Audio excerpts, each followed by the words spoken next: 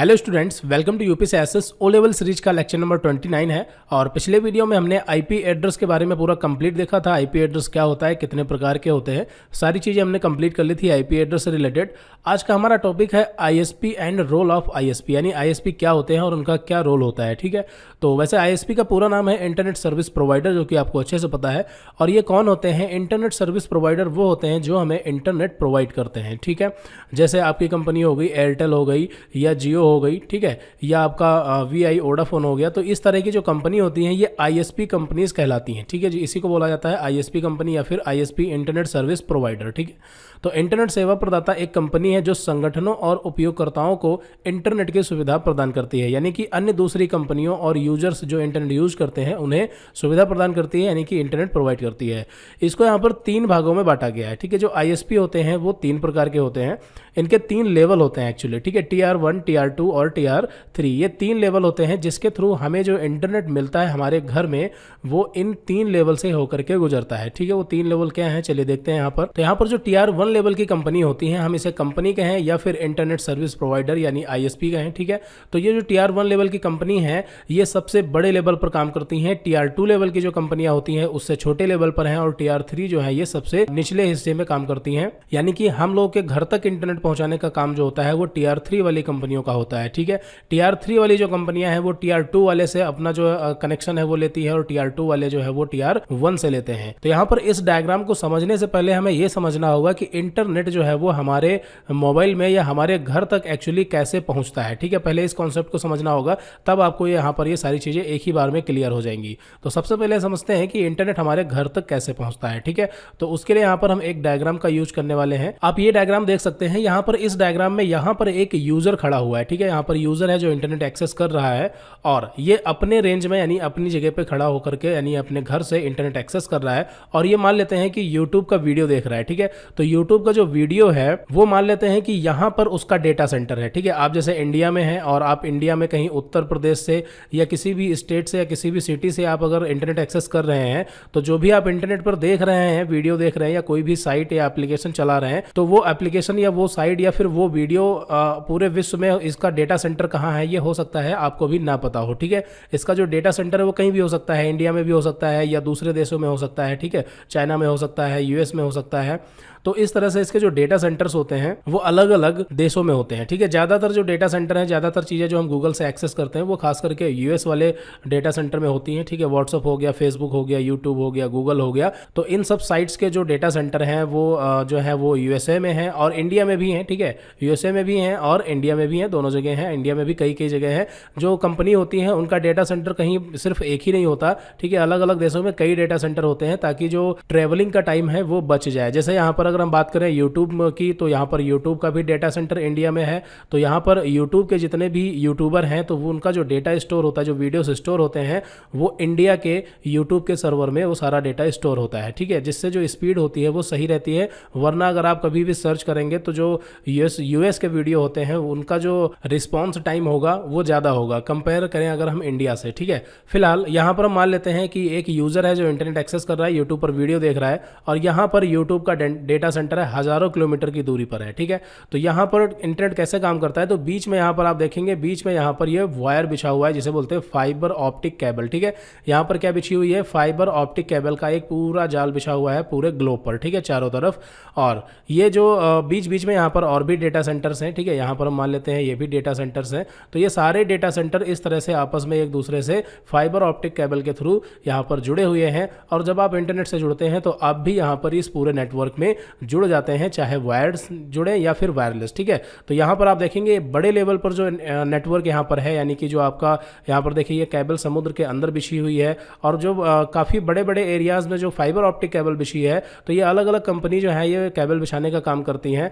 और जो TR3 वाली कंपनियां होती हैं वो यहाँ पर जो टावर लगे हुए हैं ये काम इनका होता है TR3 वालों का, और ये ब्रॉडबैंड कनेक्शन है आपके घर में पहुँचाती हैं, या फिर अगर आप फ़ोन से यूज़ कर रहे हैं तो आप एक टावर से कनेक्ट होते हैं वायरलेस तरीके से। ठीक है, तो यहाँ पर ये जो काम होता है, ठीक है, यानी कि एक सिटी के अंदर या स्टेट के अंदर जो इंटरनेट प्रोवाइड होता है, ठीक है, वो TR3 वाली जो कंपनियां होती हैं तीसरे लेवल की, उनका काम होता है। ठीक है, बाकी उसके बाहर जो यहाँ पर ये फाइबर ऑप्टिक केबल बिछी है, तो ये फाइबर ऑप्टिक केबल जिस भी कंपनी ने बिछा रखी होगी वो क्या करती हैं, ये अपना फाइबर ऑप्टिक केबल बिछाती हैं, और ये काम मान लेते हैं अगर Tier 2 वाली कंपनी करती हैं, तो यहाँ पर जो Tier 3 वाली जो कंपनियाँ होती हैं, तो ये Tier 3 वाली कंपनियां अपने यूज़र्स का डेटा, अब देखिए यहाँ पर जैसे यूज़र जो है ये किसका है, ये Tier 3 का है, तो Tier 3 किसका यूज़र है, Tier 2 का है। तो यहाँ पर Tier 3 वाली कंपनियां क्या करती हैं कि हमसे पैसा लेती हैं, यानी हम फ़ोन में रिचार्ज करवाते हैं, और ये पैसा जो है ले करके उसमें से अपना परसेंटेज निकालने के बाद कुछ हिस्सा जो है वो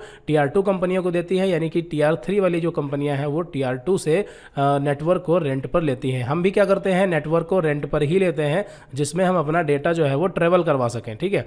तो यहाँ पर Tier 3 वाली कंपनियाँ Tier 2 जो कि फाइबर ऑप्टिक केबल बिछाती हैं, इनसे यहाँ पर नेटवर्क को किराए पर लेती हैं, और जो Tier 1 वाली कंपनियाँ हैं ये बड़े लेवल पर केबल बिछाने का काम करती हैं, जैसे समुद्र के अंदर हो गया, इस तरह से जो काम होते हैं ये Tier 1 लेवल की कंपनी करती हैं। तो यहाँ पर भी Tier 2 वाली जो कंपनियाँ हैं वो Tier 1 से नेटवर्क किराए पर लेती हैं। तो यहाँ पर सबसे बड़े लेवल पर काम होता है Tier 1 का, फिर Tier 2 का, और फिर Tier 3 का। तो यहाँ पर आपको ये चीज़ समझ में आ गई होगी। तो इस तरह से यहाँ पर हमारे पास इंटरनेट पहुँचता है, ठीक है। इंटरनेट क्या है, नेटवर्क है, उस पर जो भी हम YouTube पर वीडियो देख रहे हैं या जो भी एप्लीकेशन चला रहे हैं वो क्या है, इंटरनेट से मिलने वाली एक सेवा है, यानी कि सर्विस है, जिसे हम वेब बोलते हैं। वेब के अंतर्गत सारी चीज़ें आ जाती हैं।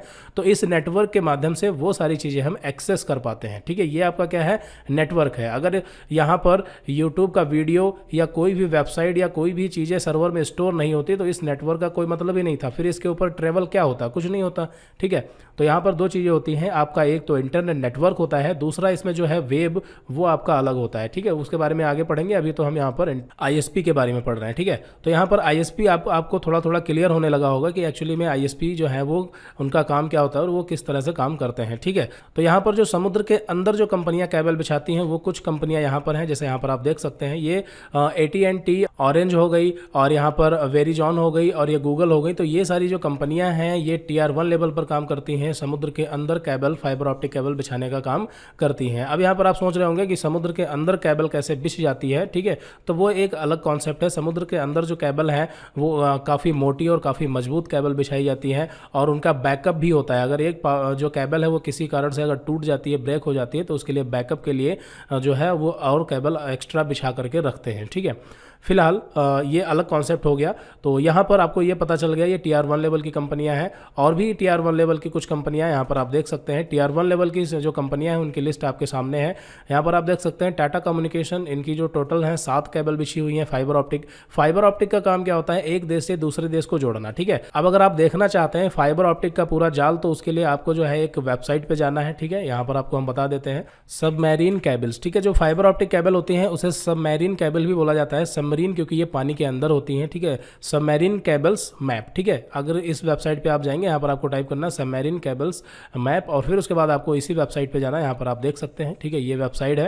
तो ये देखिए यहाँ पर आपके सामने कुछ इस तरह से यहाँ पर फाइबर ऑप्टिक केबल का जो मैप है वो ओपन होगा, और यहाँ पर ये रही इंडिया। यहाँ पर हम इसको जूम करते हैं, ठीक है। तो इस तरह से यहाँ पर आप जितने भी देख रहे हैं ये सब फाइबर ऑप्टिक केबल हैं, जो कि पूरे ग्लोबल स्तर पर समुद्र के अंदर बिछी हुई हैं, जो कि एक देश को दूसरे देश से कनेक्ट करने का काम करती हैं। और ये फाइबर ऑप्टिक केबल बिछाने का जो काम है वो Tier 1 लेवल की जो कंपनियां हैं उनका होता है, ठीक है। तो ये फाइबर ऑप्टिक जो एक देश से दूसरे देश को जोड़ती है, ठीक है। यहाँ पर आप देखेंगे तो एक देश से, ये इंडिया आपका है, और ये इंडिया में एक देश से दूसरे देश को जोड़ने वाला जो यहाँ पर है सिर्फ वही फाइबर ऑप्टिक दिखाया गया है। बाकी इंडिया के अंदर भी फाइबर ऑप्टिक केबल बिछी हुई है, ठीक है, वो यहाँ पर नहीं है, क्योंकि यहाँ पर ये जो वेबसाइट है ये सबमरीन केबल्स यानी कि जो समुद्र के अंदर बिछी हैं, सिर्फ उन्हीं का यहाँ पर ये मैप आपको मिल रहा है। तो ये काम जो होता है ये Tier 1 लेवल की कंपनियों का होता है, और हर देश की अपनी अलग अलग कंपनी होती है, ठीक है। और यहाँ पर इसके भारत के अंदर भी जो है फाइबर ऑप्टिक केबल यहाँ पर बिछी हैं। जो Tier 2 लेवल की कंपनी होती हैं ये होता है उनका काम, ठीक है। और जो Tier 3 लेवल की कंपनी होती हैं उनका काम होता है टावर्स को मेंटेन करना, और आपके घर तक ब्रॉडबैंड कनेक्शन, या फिर आपका जो फ़ोन से आप कनेक्ट करते हैं इंटरनेट, ठीक है, सेलुलर डेटा से, तो ये सारी चीज़ें प्रोवाइड करना Tier 3 लेवल की कंपनियों का काम होता है। ज़्यादातर केसेस में क्या होता है कि जो Tier 2 वाली कंपनियां होती हैं वही Tier 3 वाली कंपनियां भी होती हैं, ठीक है, ज़्यादातर केसेस में, अभी आपको हम बताएंगे। तो यहाँ पर ये पूरा मैप है। अगर आप देखना चाहते हैं यहाँ पर फाइबर ऑप्टिक का जो कनेक्शन है वो इंडिया में कहाँ कहाँ से स्टार्ट होता है, तो ये आप इसको जूम करके देख सकते हैं। देखिए, तो यहाँ पर अगर आप क्लिक करते हैं किसी भी पॉइंट पर, ठीक है, यहाँ पर जब आप माउस ले जाएंगे तो इस तरह से हैंड का साइन बन करके आएगा।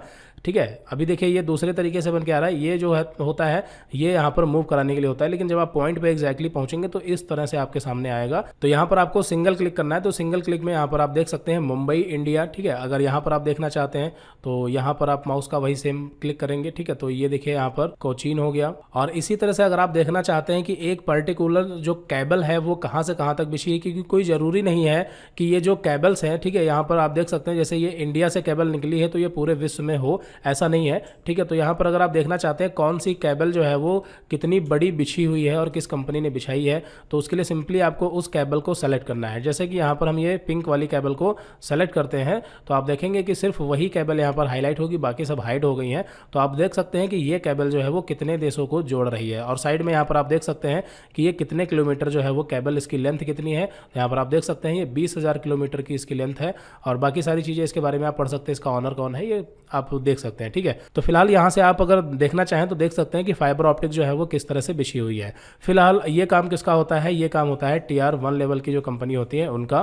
तो यहाँ पर टाटा कम्युनिकेशन की टोटल 7 केबल बिछी है, भारतीय एयरटेल की 4 केबल है, जियो की यहाँ पर 3 केबल है, और इसी तरह से यहाँ पर आप देख सकते हैं कि इसकी कितनी केबल्स बिछी हैं। फिर अगर हम बात करें TR2 लेवल की कंपनियाँ, तो TR2 लेवल के जो ISP हैं वो एयरटेल, रिलायंस, जियो, ओडा, ये सब चीज़ें हैं। ठीक है, और बाकी जो TR3 वाली कंपनियाँ हैं वो भी लगभग यही हैं, आपको पता ही है। TR3 वाली लेवल की कंपनियां एयरटेल, रिलायंस, जियो, वोडाफोन आइडिया यही है। ठीक है, तो इसमें क्या होता है कि इनको जो है थोड़ा ज़्यादा बेनिफिट होता है। अगर मान लेते हैं जियो ने, ठीक है, अगर मान लेते हैं जियो ने TR1 लेवल पर भी केबल बिछा रखी है, TR2 लेवल पर भी बिछा रखी है और TR3 पर भी उसी का मैनेजमेंट है, तो इसे किसी को पैसा या किराया नहीं देना होगा, जिससे इसका ज़्यादा बेनिफिट होगा और यूजर्स को ये सस्ते में इंटरनेट प्रोवाइड करा सकता है। ठीक है, तो ये सारी चीज़ें होती हैं। अब यहाँ पर अगर किसी को मान लेते हैं TR3 लेवल की ही कंपनी है, उसे TR2 को भी देना होता है, TR2 TR1 को भी देता है, तो फिर इसको थोड़ा सा महंगा देना ही पड़ेगा। ठीक है, तो आई थिंक समझ में आ गया होगा। तो यहाँ पर TR1, 2, 3 तीनों चीज़ें आपको अच्छे से क्लियर हो गई होंगी। चलिए वापस नोट्स की तरफ आते हैं, डायग्राम भी आप अच्छे से समझ पा रहे होंगे। ठीक है,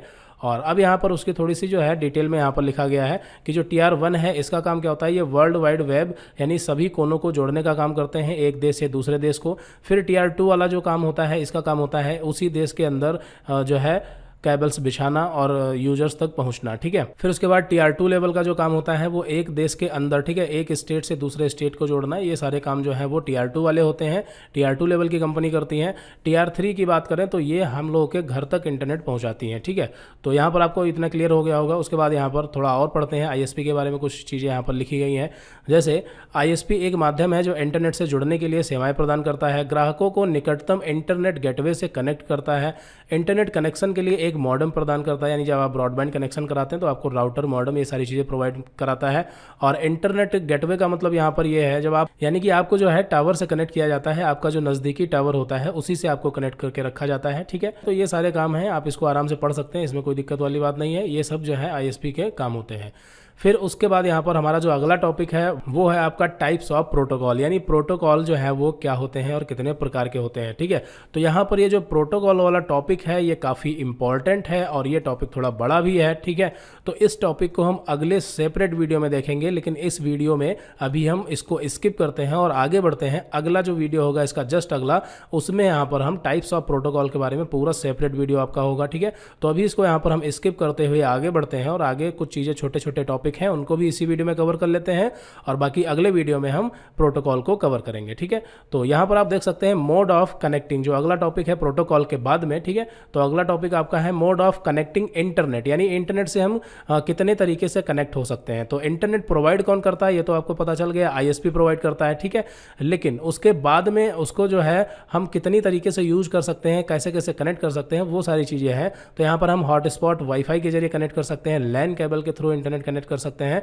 ब्रॉडबैंड हो गया, USB टेदरिंग हो गया। ठीक है, तो इसमें से आपने एक आध का तो इस्तेमाल किया ही होगा। जैसे एक फ़ोन में हमने क्या कर दिया, हॉटस्पॉट ऑन कर दिया, दूसरे फ़ोन में हमने क्या किया, वाईफाई ऑन कर दिया। तो यहाँ पर इस फ़ोन से इंटरनेट जो है इसमें शेयर कर लिया हमने। ठीक है, तो यहाँ पर हमने क्या कर दिया, एक लैन नेटवर्क यानी लोकल एरिया नेटवर्क बना दिया, जो कि WLAN के अंतर्गत आएगा, यानी कि वायरलेस लैन। ठीक है, तो ये होता है वायरलेस लैन। और यहाँ पर आपका जो हॉटस्पॉट वाला फ़ोन होता है, यानी कि जिस फ़ोन में आपने हॉटस्पॉट हॉटस्पॉट ऑन किया है, ये एक राउटर की तरह काम करता है। इसमें इसके जो इनबिल्ट होता है, इसमें वर्चुअल राउटर यानी कि एक सॉफ्टवेयर के रूप में राउटर इनबिल्ट होता है।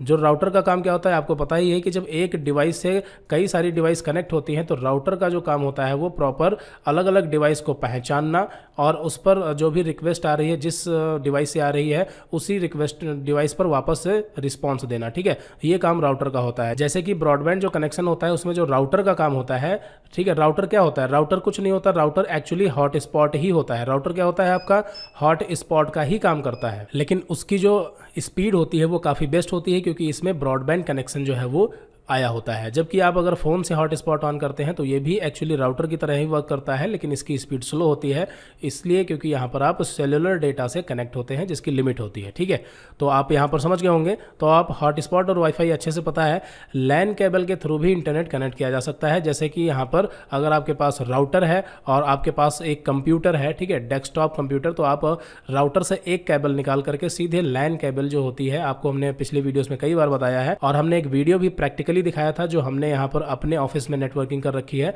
तो यहाँ पर लैन केबल के थ्रू भी आप इंटरनेट कनेक्ट कर सकते हैं राउटर से। ठीक है, फिर उसके बाद ब्रॉडबैंड कनेक्शन, तो ये तो आपको पता ही है, ब्रॉडबैंड कनेक्शन हमें लेना होता है। फिर यूएसबी टेथरिंग से भी कनेक्ट कर सकते हैं, यानी कि अगर अपने फ़ोन से आपने हॉटस्पॉट ऑन किया और मान लेते हैं अपने फ़ोन से आपको अपने डेस्कटॉप कंप्यूटर, ठीक है, लैपटॉप नहीं, डेस्कटॉप कंप्यूटर को कनेक्ट करना है, तो यहाँ पर उसके लिए आपके डेस्कटॉप कंप्यूटर में वाईफाई होना चाहिए, यानी कि वायरलेस लैन कार्ड होना चाहिए। तो अगर नहीं है तो वहाँ पर आप जो डेटा केबल होती है उसके थ्रू भी आप अपने फ़ोन से कंप्यूटर को कनेक्ट कर सकते हैं। ठीक है, उसके थ्रू भी आप फ़ोन से कंप्यूटर को कनेक्ट कर सकते हैं डेटा केबल के थ्रू। और अगर आपका लैपटॉप है या फिर आपने कंप्यूटर में वाईफाई लगा रखा है, वायरलेस लैन जो अलग से आता है लगभग 200-250 के आसपास, तो उसके लिए आपको अपने फ़ोन में हॉटस्पॉट ऑन करना है और यहाँ पर आपको वाईफाई ऑन कर लेना है, सिंपल है। और अगर आप यूएसबी टेथरिंग के थ्रू यानी कि डेटा केबल से कनेक्ट करना चाहते हैं तो उसके लिए आपको हॉटस्पॉट वाले फ़ोन में, ठीक है, हॉटस्पॉट में ही आपको एक ऑप्शन मिलता है यूएसबी टेथरिंग, यहाँ से आप ऑन करेंगे और कंप्यूटर में ऑटोमेटिक जो है वो कनेक्ट हो जाएगा। कंप्यूटर में आपको कुछ नहीं करना होता है, ठीक है, आपको बस फ़ोन में ही करना होता है। अगर आप हॉटस्पॉट और वाईफाई के थ्रू इंटरनेट कनेक्ट करते हैं तो वहाँ पर आपको इस फ़ोन में हॉटस्पॉट ऑन करना होता है, जबकि इसमें वाईफाई ऑन तो होता ही है, वहाँ पर जाके आपको कनेक्ट करना होता है पासवर्ड वगैरह डाल के। लेकिन यूएसबी टेथरिंग में ऐसा कुछ नहीं करना होता, सिर्फ आपको फ़ोन से ही करना होता है, ठीक है, जो भी करना है।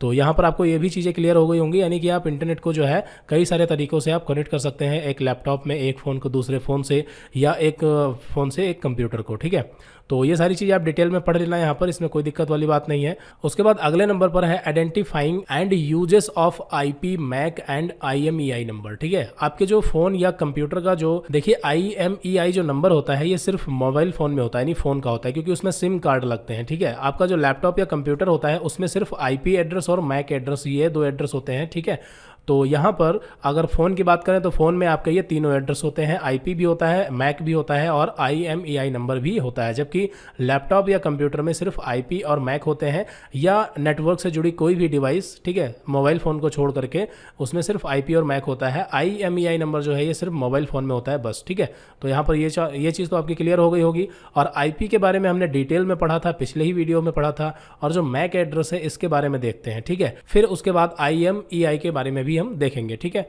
तो यहाँ पर देखिए आगे बढ़ते हैं। तो सबसे पहले यहाँ पर है IP एड्रेस। ठीक है, तो IP एड्रेस के बारे में तो हमने डिटेल में पढ़ाया था।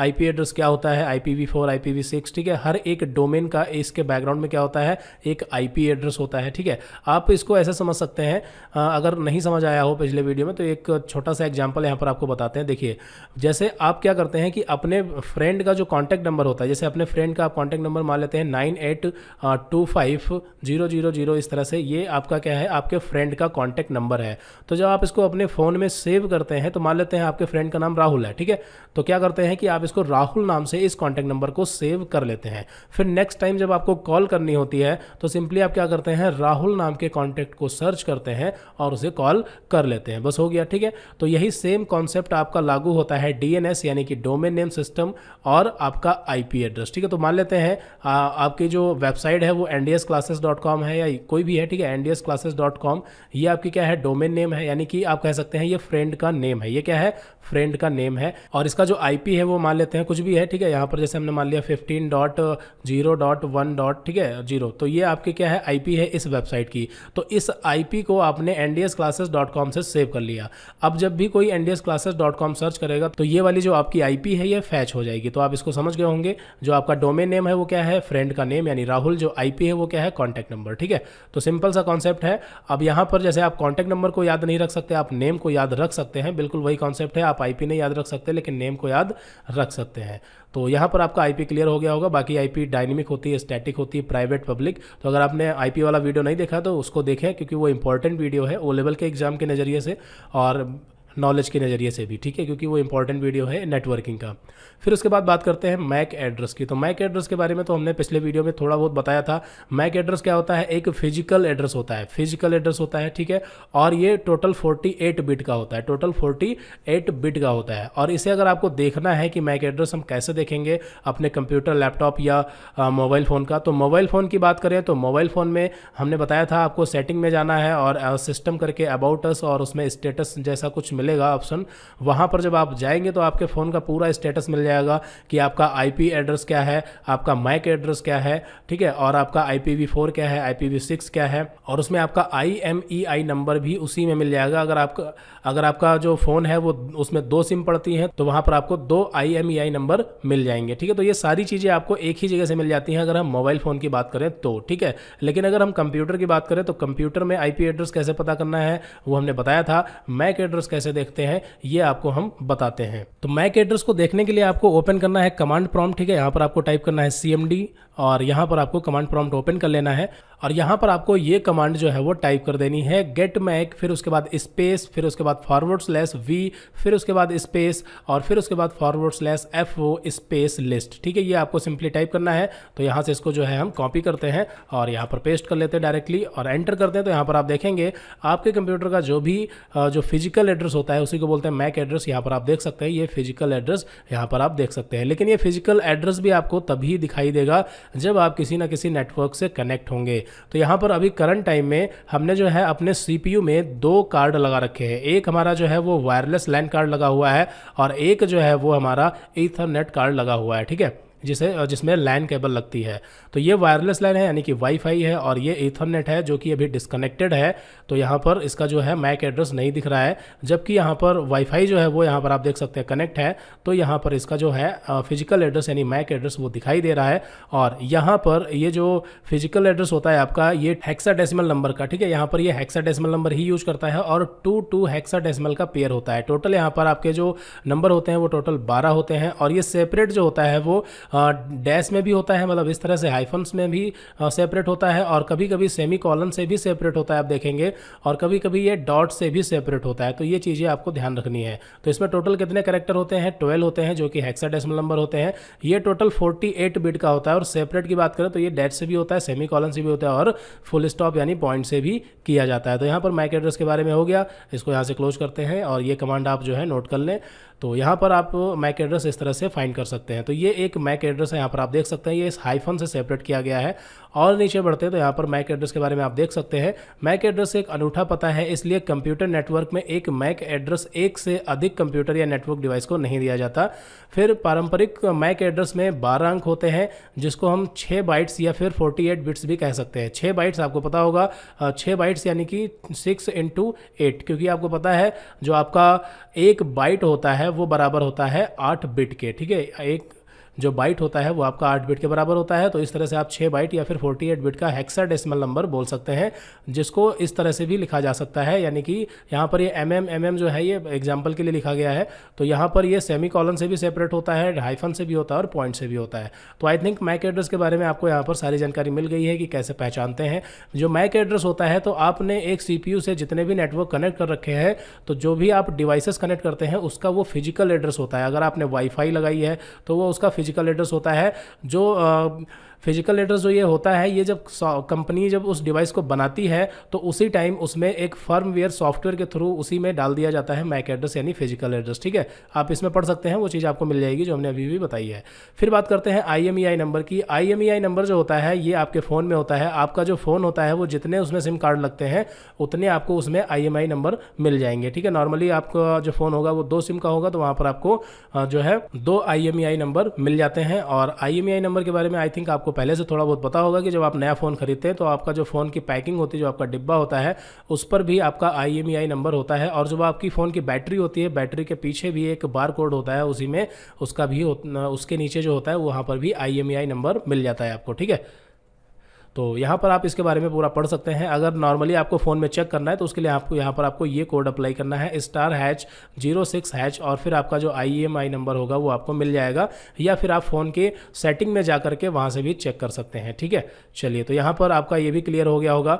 उसके बाद आगे बढ़ते हैं और एक चीज़ यहाँ पर जो आपका IMEI नंबर है, इसके थ्रू आप अपने फ़ोन के जो सिम ब्लॉक हैं उनको ब्लॉक करवा सकते हैं, ब्लैक लिस्ट में डलवा सकते हैं। ठीक है, या फिर फ़ोन अगर खो जाता है तो आप जो है कंप्लेंट करके उसे ट्रैक भी किया जा सकता है। तो ये सारी चीज़ें होती हैं। तो IMEI नंबर जो है ये काफ़ी इंपॉर्टेंट नंबर होता है एक फ़ोन के लिए।